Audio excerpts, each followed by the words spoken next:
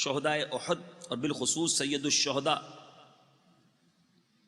کاشف الغمہ سراج الامہ امیر طیبہ سیدنا حمزہ رضی اللہ تعالی عنہ کے یاد میں منایا گیا ہے۔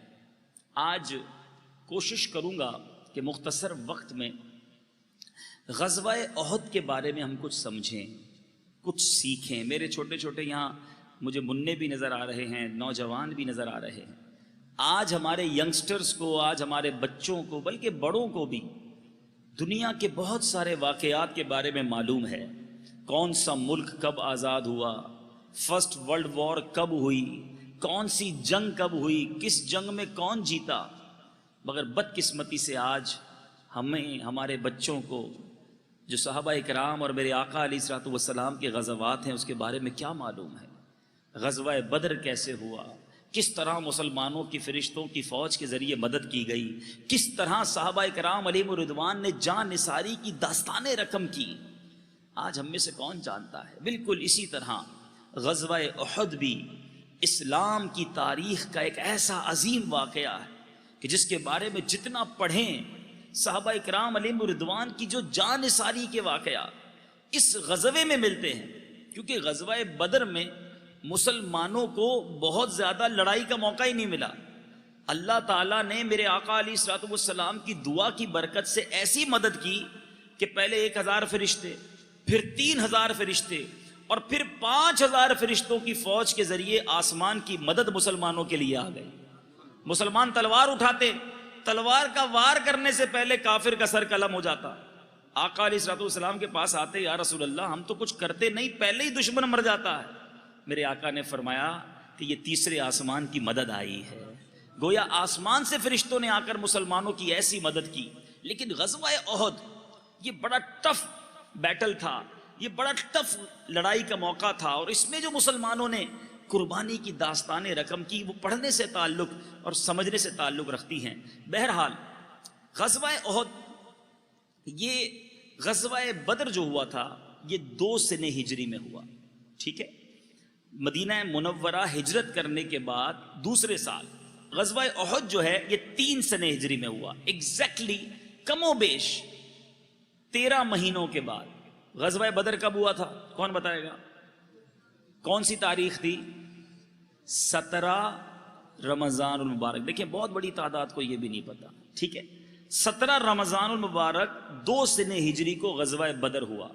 ایک سال پورا گزرا، 3 سنہ ہجری کا رمضان آ گیا، اور پھر شوال آیا۔ آلموسٹ 13 مہینوں کے بعد غزوہ احد ہوا۔ اب یہ کیوں ہوا میرے پیارے اسلامی بھائیوں؟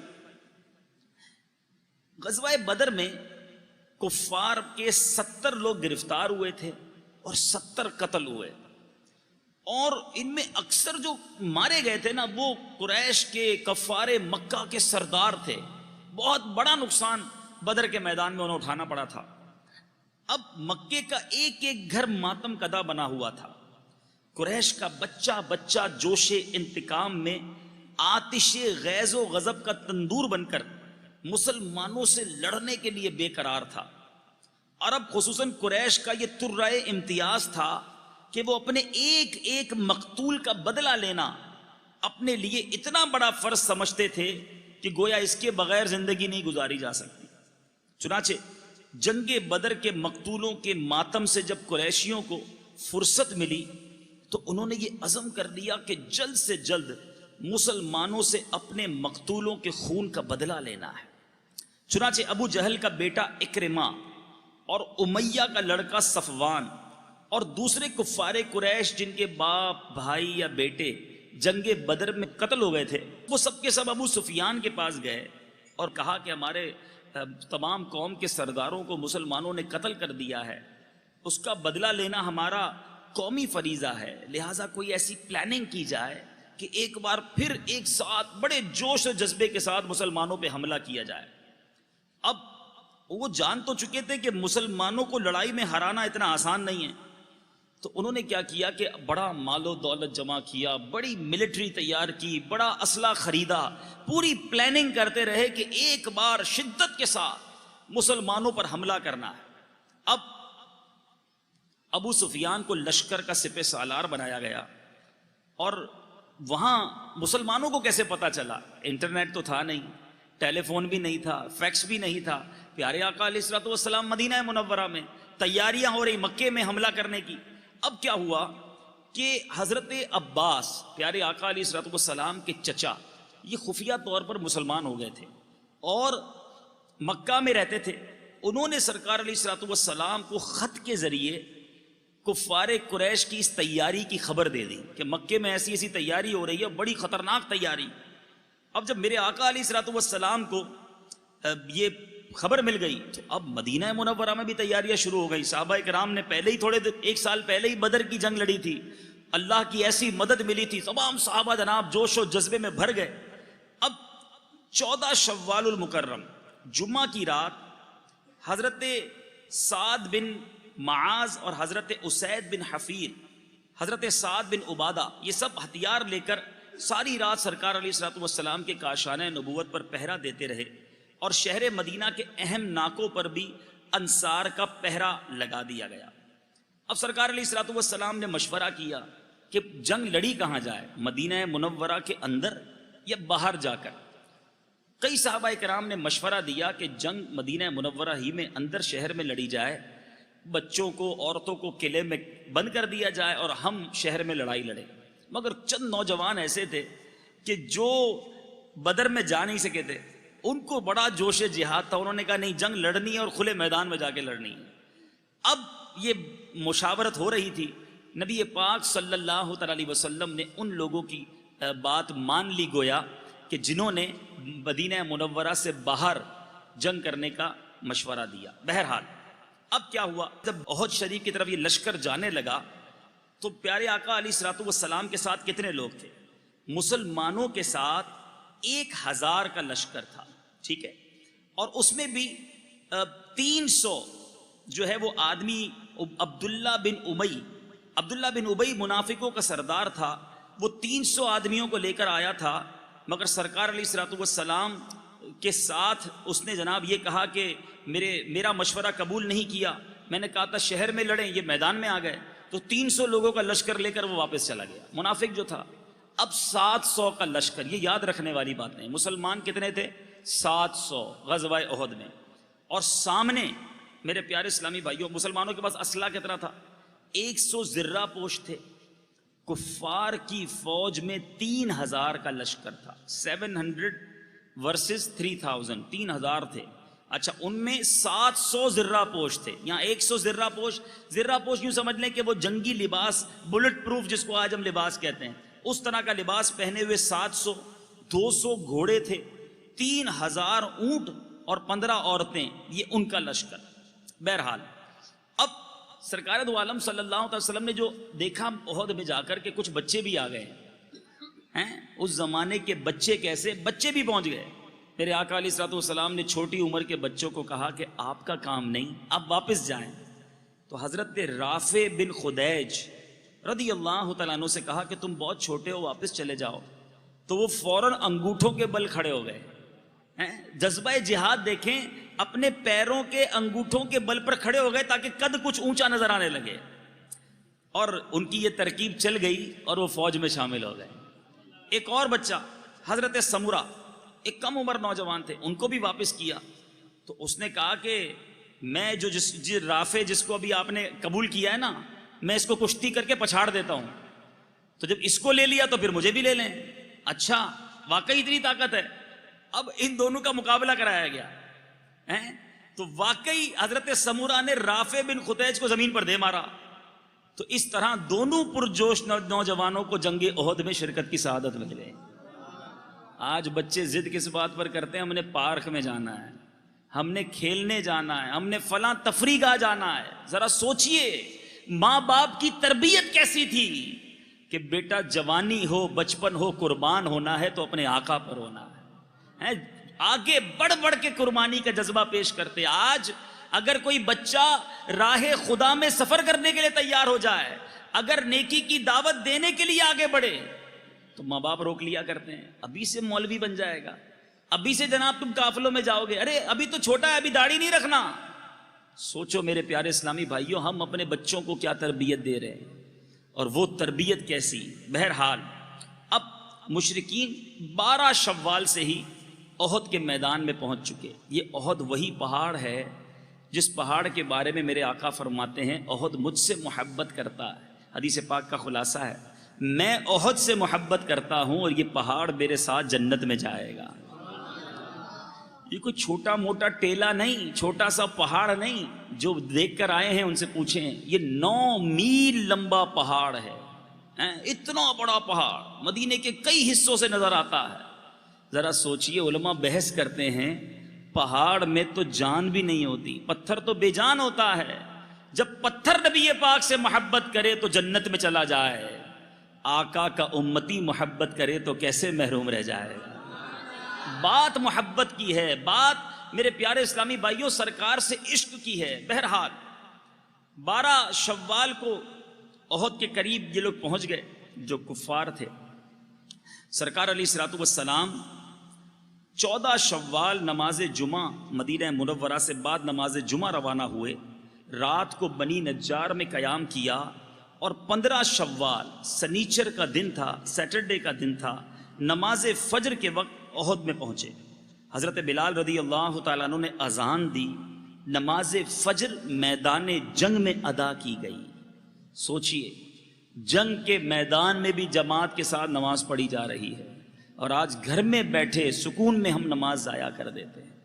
یہ بات بھی ہمیں اس واقعے سے سیکھنے کو مل رہی ہے. بہرحال میرے پیارے اور محترم اسلامی بھائیوں سرکار علیہ الصلوۃ والسلام نے صفوں کو درست کیا اور اب 50 کے قریب تیر انداز جو تھے وہاں میرے آقا علیہ الصلوۃ والسلام نے ایک دستہ مقرر کیا اور اس دستے سے میرے آقا نے حضرت عبداللہ بن جبیر کو اس دستے کا افسر بنایا اور حکم دیا کہ دیکھو ہم چاہے غالب ہو جائیں یا مغلوب ہو جائیں، جیت جائیں یا ہار جائیں، تم لوگ اپنی جگہ سے اس وقت تک نہ ہٹنا جب تک میں کسی کو نہ بھیجوں.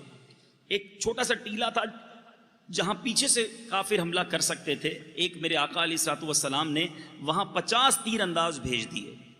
اب میرے پیارے اور محترم اسلامی بھائیوں جب میرے آقا علیہ الصلوۃ والسلام نے دیکھا کہ کفار نے قبیلہ بنی عبدالدار کا ایک شخص ہے اس کو اپنے لشکر کا علم بردار بنایا ہے، جھنڈا اٹھانے والا بنایا ہے، تو میرے آقا علیہ الصلوۃ والسلام نے اسلامی لشکر کا جھنڈا بھی قبیلہ بنی عبدالدار کے حضرت مصعب بن عمیر رضی اللہ تعالیٰ عنہ کو عطا فرما دیا تاکہ اب اسی کے پائے کا، انہی کے قبیلے کا ہمارا بھی علم بردار حضرت مصعب بن عمیر رضی اللہ تعالیٰ عنہ.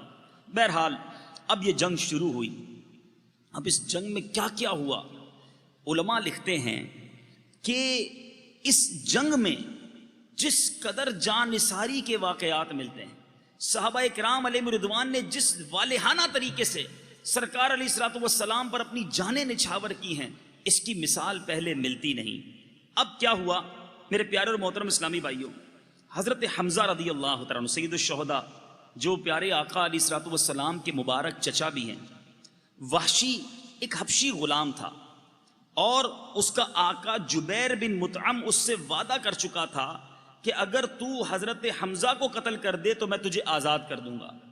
حبشی ایک چٹان کے پیچھے چھپا ہوا اور حضرت حمزہ کی طاق میں تھا. جو ہی آپ اس کے قریب پہنچے اس نے دور سے ایک نیزہ پھینک کر مارا جو آپ کی ناف میں لگا اور پشت میں پار ہو گیا. یہ ایک عجیب داستان ہے. اب ماجرا یہ ہوا کہ جنگ جو ہے وہ ایک طرح سے مسلمانوں نے جیت لی تھی، مگر کفار کی بھگدڑ مچی، مسلمان جو ہے وہ کفار کو قتل کرتے جا رہے تھے کہ اتنے میں اب مال غنیمت مسلمان تقسیم کرنے لگے. تو وہ جو 50 تیر انداز تھے جو ایک چھوٹی سی چٹان پر میرے آقا علیہ الصلوۃ والسلام نے کھڑے کیے تھے، وہ نعرہ لگانے لگے کہ چلو مال غنیمت لیتے ہیں، ہماری فتح ہو گئی. اب یہاں جو ہے عبداللہ بن جبیر رضی اللہ تعالیٰ نے انہیں روکا کہ دیکھو سرکار علیہ الصلوۃ والسلام نے ہمیں کیا فرمایا تھا، ہم نے نہیں جانا. مگر وہ تیر انداز وہ یہ سمجھے کہ جنگ ختم ہو گئی، وہ نیچے اتر آئے. اور سیدنا خالد بن ولید رضی اللہ تعالیٰ عنہ جو بعد میں مسلمان ہوئے اس وقت تک مسلمان نہ ہوئے تھے، انہوں نے جب یہ دیکھا کہ یہ پہاڑی خالی ہو گئی ہے اور یہ بھرپور موقع ہے واپس بدلہ لینے کا، وار کرنے کا، تو انہوں نے وہاں سے پیچھے سے حملہ کیا.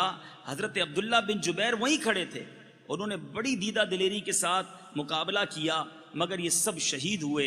اور اب خالد بن ولید کی سربراہی میں ایسا زبردست مسلمانوں پر حملہ کیا گیا کہ اب میرے پیارے اور محترم اسلامی بھائیوں، مسلمانوں میں اب تری پھیل گئی، ایک گویا بھگدڑ سی مچ گئی۔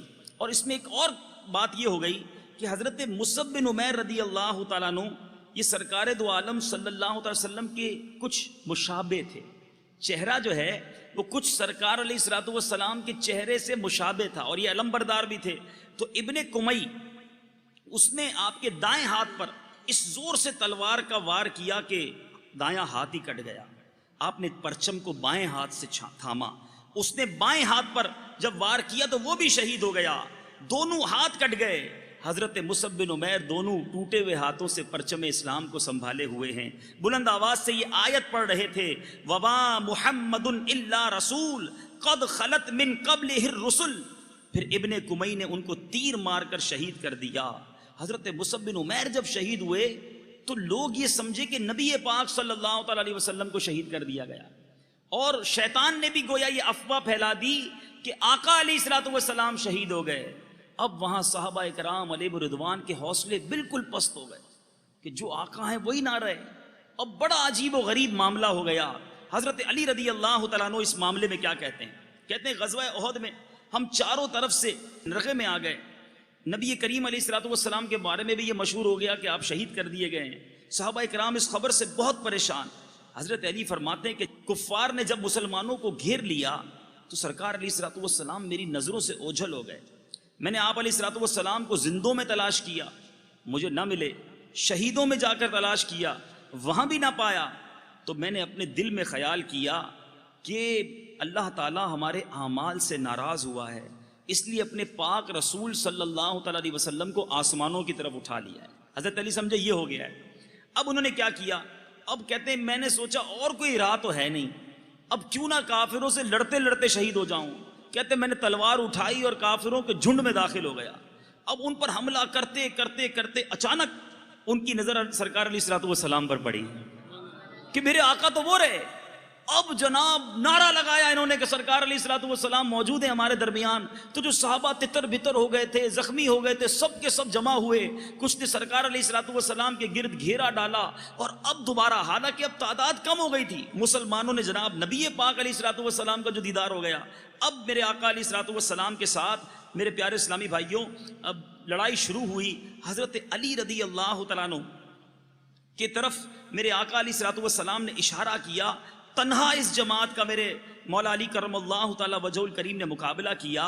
سرکار علیہ الصلوۃ والسلام کے پاس حضرت جبریل آئے اور حضرت علی کی اس جواں مردی کی اور مدد کی تعریف کی ہے۔ جبریل امین تعریف کر رہے ہیں۔ سرکار علیہ الصلوۃ والسلام نے فرمایا بے شک علی مجھ سے ہے اور میں علی سے ہوں۔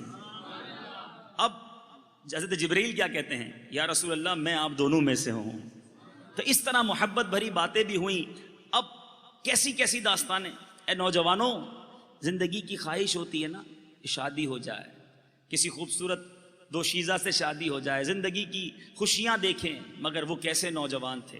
حضرت حنظلہ رضی اللہ تعالیٰ عنہ، آپ کی شادی کی پہلی رات دلہن کو اپنے گھر لائے، حجرہ عروسی میں ہیں، ابھی صبح نہیں ہوئی کہ اعلان ہوتا ہے کفار مکہ مدینہ منورہ پر حملہ کرنے والے ہیں۔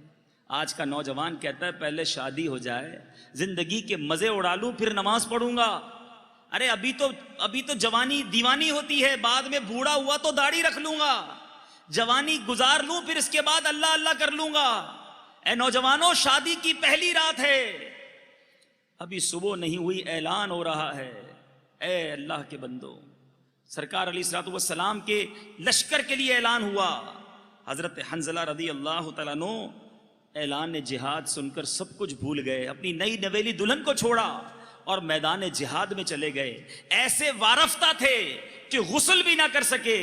اب جب لڑتے لڑتے شہید ہوئے، صحابہ کرام آپ کی لاش تلاش کر رہے ہیں۔ میرے آقا علیہ الصلوۃ والسلام نے فرمایا کہ حضرت حنظلہ کی لاش فرشتے آسمانوں پر لے گئے ہیں اور غسل کروا رہے ہیں۔ جب آپ کی لاش واپس لائی گئی تو آپ کی زلفوں سے، آپ کے بالوں سے پانی ٹپک رہا تھا۔ حضرت حنظلہ رضی اللہ تعالیٰ عنہ کو اسی لیے غسیل الملائکہ بھی کہا جاتا ہے کہ جن کو فرشتوں نے غسل دیا، یہ وہ داستان ہے میرے پیارے اسلامی بھائیوں جو حضرت حنظلہ رضی اللہ تعالیٰ عنہ نے رقم کی۔ کس واقعے کی طرف بات کی جائے، حضرت عبداللہ بن جہش، یہ میرے پیارے اسلامی بھائیوں ان کا مزار آج بھی انشاءاللہ جب آپ مدینہ منورہ جائیں گے نا انشاءاللہ اللہ تعالیٰ ہم سب کو حاضری عطا فرمائے۔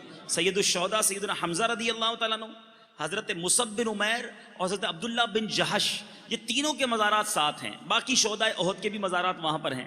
آپ نے مصعب بن عمیر رضی اللہ تعالیٰ عنہ کی شہادت کے بارے میں سنا، سید الشہداء کو کس طرح شہید کیا گیا وہ بھی سنا۔ اب حضرت عبداللہ بن جہش رضی اللہ تعالیٰ عنہ اور سیدنا سعد بن ابی وقاص ہیں، ان دونوں کا جذبہ دیکھو۔ ایک رات پہلے آپس میں بیٹھے کہتے ہیں آؤ ساتھ دعا کرتے ہیں، ایک دعا کرے گا دوسرا آمین کہے گا، پہلے تم دعا کرو۔ اب حضرت سعد رضی اللہ تعالیٰ نے دعا کی، یا اللہ جب کل لڑائی ہو تو میرے مقابلے میں ایک بڑے بہادر کو مقرر فرمانا، میں اس کو تیرے راستے میں قتل کر دوں۔ حضرت عبداللہ بن جہش نے آمین کہی۔ اب حضرت عبداللہ رضی اللہ تعالیٰ نے کیا دعا کی، کیسی انوکھی دعا ہے، سنو۔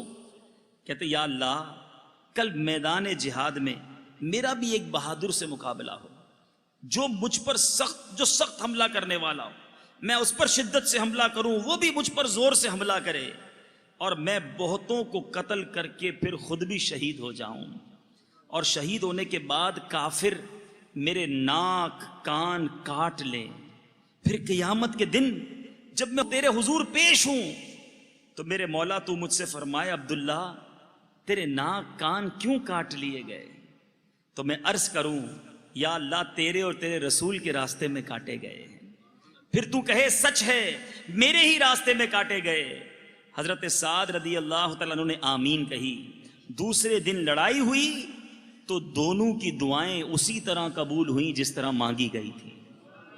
یہ کیسے لوگ تھے جو آقا علیہ الصلوۃ والسلام کے قدموں پر فدا ہونے کی تمنا کرتے، اور آج ہمارا حال یہ ہے میرے پیارے اسلامی بھائیوں، ہمارے پاس دین متین کی خدمت کے لیے وقت نہیں، آج ہمارے پاس قربانی دینے کے لیے کچھ بھی نہیں، آج مسجد میں بلاؤ تو آنے کا ٹائم نہیں۔ ارے وہ لوگ تو تلواروں کے سائے میں دین کو پھیلاتے رہے، آج تو ہماری مسجدوں میں پنکھے ہوتے ہیں، وہاں آنے کے لیے تیار نہیں۔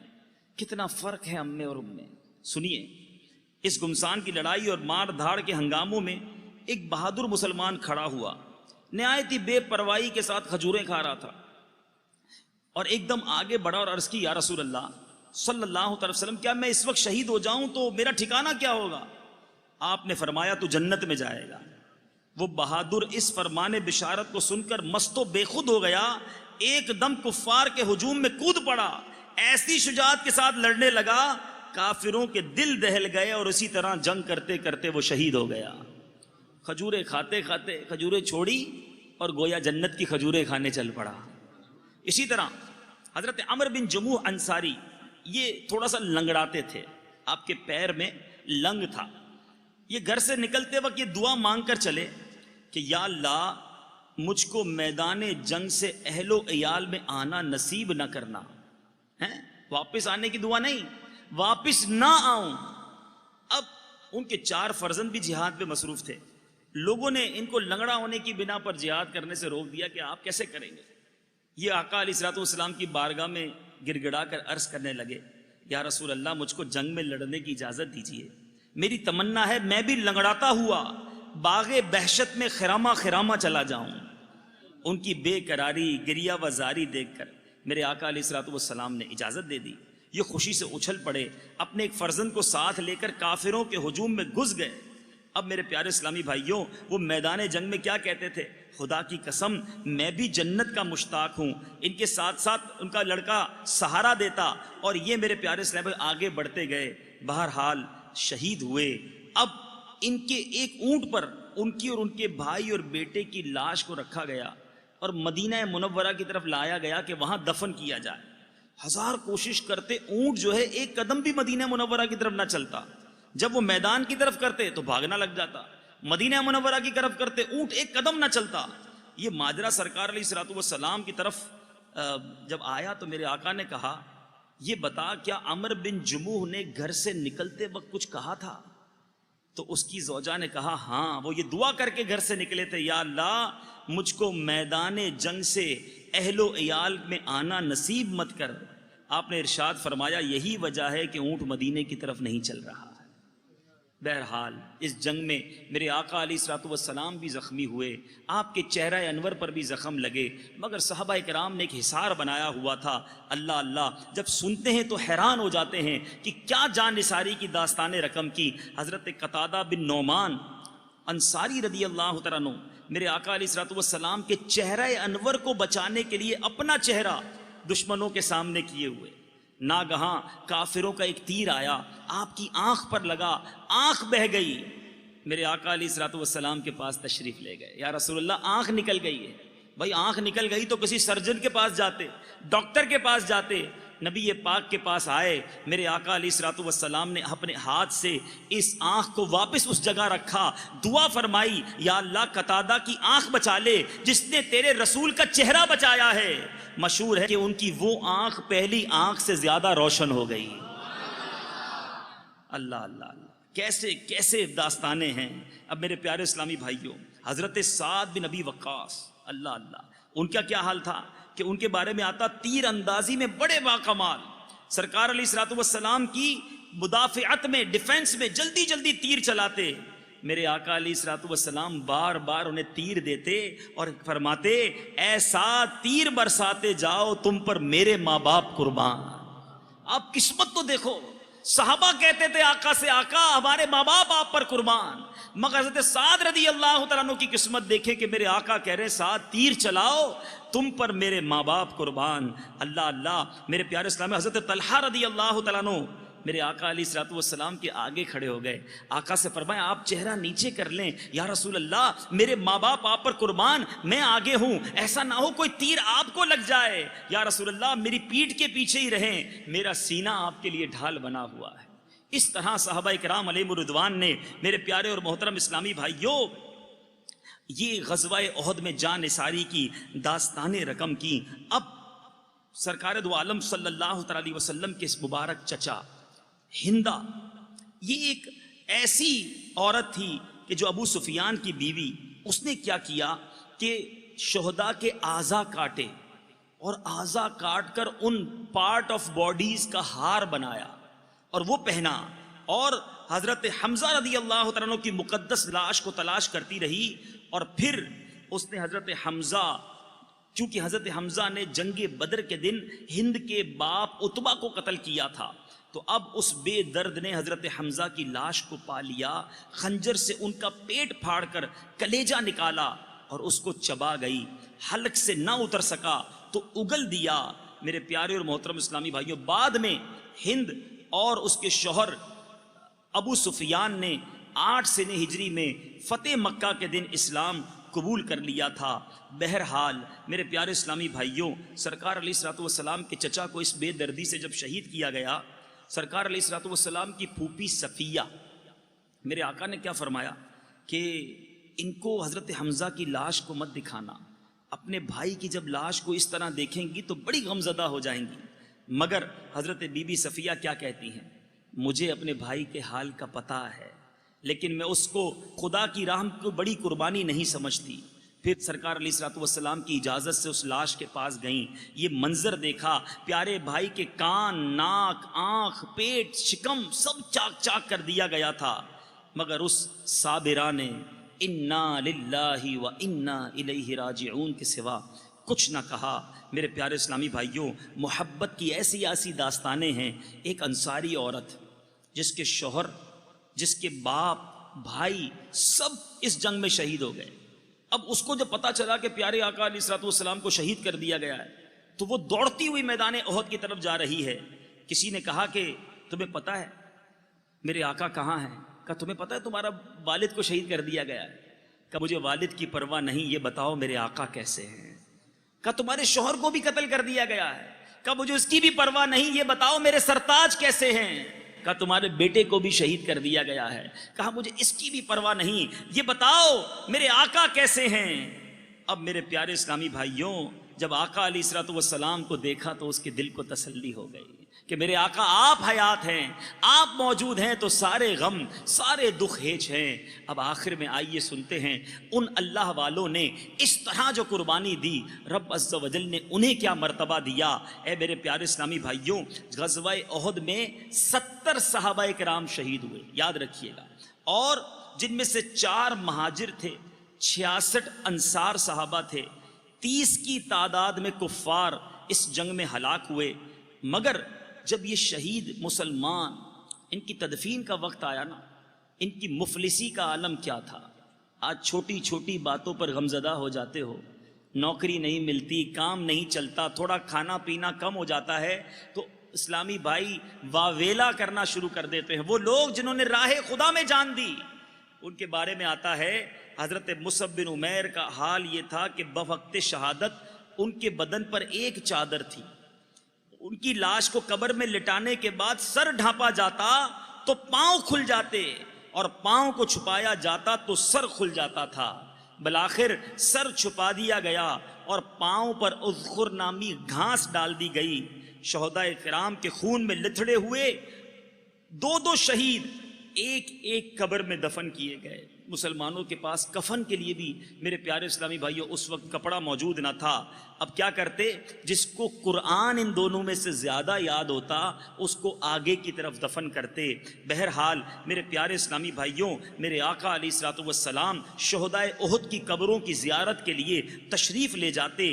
آپ کے بعد سیدنا ابو بکر صدیق، حضرت عمر فاروق بھی یہی عمل فرمایا کرتے۔ ایک مرتبہ سرکار علیہ الصلوۃ والسلام شہدائے احد کی قبروں پر تشریف لے گئے تو ارشاد فرمایا، یا اللہ تیرا رسول گواہ ہے کہ اس جماعت نے تیری رضا کی طلب میں جان دی ہے۔ پھر یہ بھی ارشاد فرمایا قیامت تک جو مسلمان بھی ان شہیدوں کی قبروں پر زیارت کے لیے آئے گا اور ان کو سلام کرے گا، یہ شہدائے کرام اس کو سلام کا جواب دیں گے۔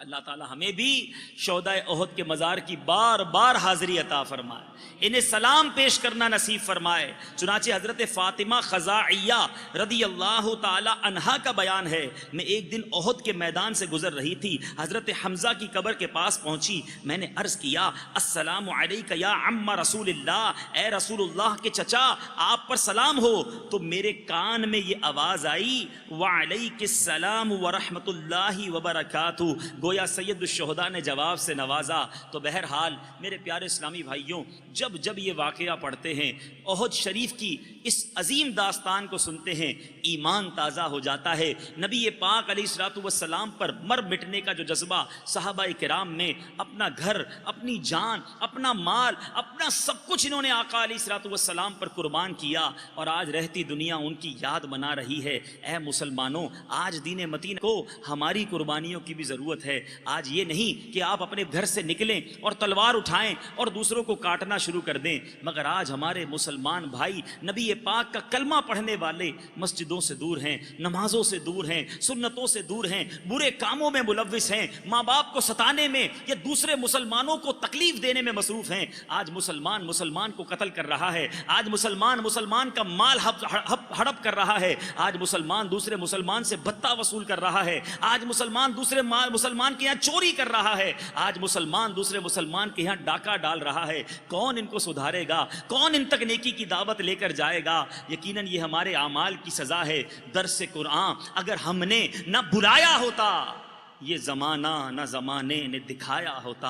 آئیے آج اس یاد کو منانے کے لیے جمع ہوئے ہیں، فقط اس اجتماع کو ایک اجتماع کا نام نہ دیں کہ اجتماع میں آئے، کھانا کھائیں گے، لنگر کھائیں گے، واپس گھر چلے جائیں گے۔ اس عظیم واقعے کو سننے کے بعد میرے اور آپ کے اندر کیا تبدیلی آ رہی ہے؟ اصل سوال تو یہ ہے کہ آج آؤ یہ نیت کر کے اٹھتے ہیں، جو مدنی چینل کے ناظرین ہیں وہ بھی نیت کریں کہ انہوں نے تو سرکار علیہ الصلوۃ والسلام پر اپنی جانیں قربان کر کے ابدی نعمتیں حاصل کر لی۔ انشاءاللہ ہم اپنے وقت کو قربان کریں گے، ہم اپنے مال کو قربان کریں گے، ہم انشاءاللہ عز و جل اپنے آپ کو، اپنی صحت کو، اپنے معاملات کو تھوڑا سا کم کر کے سنتوں کی خدمت کے لیے آگے آئیں گے اور آقا علیہ الصلوۃ والسلام کے دین کو دنیا کے کونے کونے میں پہنچائیں گے۔ آئیے مل کر اپنا مدنی مقصد دہراتے ہیں۔ ہمارا مدنی مقصد کیا ہے؟ مجھے اپنی اور ساری دنیا کے لوگوں کی اصلاح کی کوشش کرنی ہے، انشاءاللہ عز و جل۔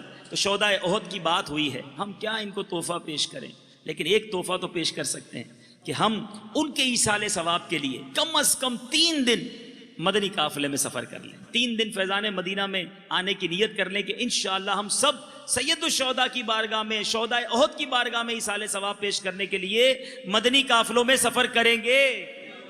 اللہ تعالیٰ سے دعا ہے رب کریم ہم سب کو صحابہ اکرام علیہ رضوان کی سچی محبت عطا فرمائے، جس طرح انہوں نے آقا علیہ الصلوۃ والسلام کی بارگاہ میں اپنی جانوں کا نذرانہ پیش کیا، ہمیں بھی قربانی کا جذبہ عطا فرمائے۔ کروں تیرے نام پہ جاں فدا، نہ بس ایک جان دو جہاں فدا۔ اعلیٰ حضرت لکھتے ہیں نا، کروں تیرے نام پہ جاں فدا، نہ بس ایک جان دو جہاں فدا، 2 جہاں سے بھی نہیں جی بھرا، کروں کیا کروڑوں جہاں نہیں۔ امیر اہل سنت لکھتے ہیں نا، تیرے نام پر ہو قربان میری جان جانے جانا، تیرے نام پر ہو قربان میری جان جانے جانا، ہو نصیب سر کٹانا مدنی مدینے والے، آمین بجاہ النبی الامین صلی اللہ تعالی علیہ وسلم۔